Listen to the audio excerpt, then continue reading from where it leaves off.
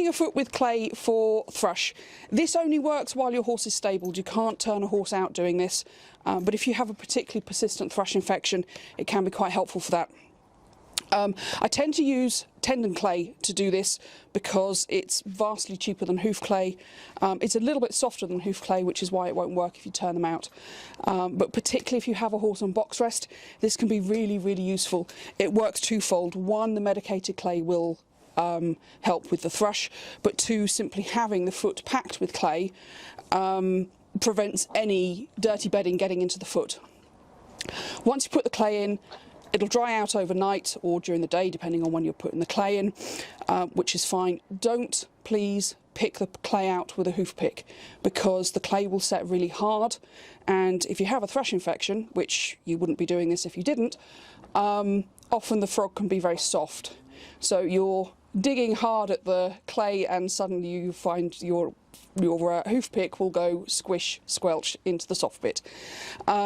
This is designed to be washed off. It's designed for legs, so you can literally just hose it out or wash it out with some water and a brush. It comes out very, very easily with water. Don't pick it out. Do wash it out, please. So you'll need a pot of tendon clay. I've got the naff like ice. You can get Stay Sound. There's a number of different brands. You'll find them. For once, I'm recommending something you'll probably find in a tack shop.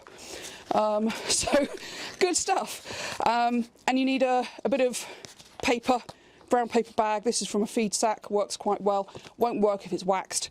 So you need a dry paper, just brown paper stuff.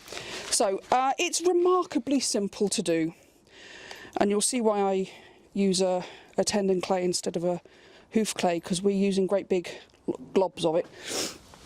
So you take a foot and you just slap the clay in.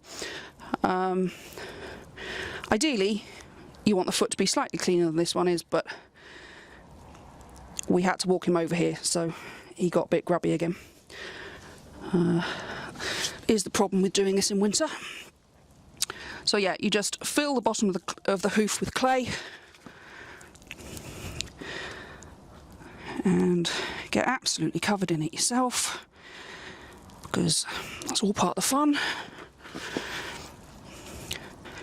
You fill the whole of the bottom of the hoof, and because it's a lot softer than the hoof clay, so it goes into the collateral grooves and into everywhere much more easily.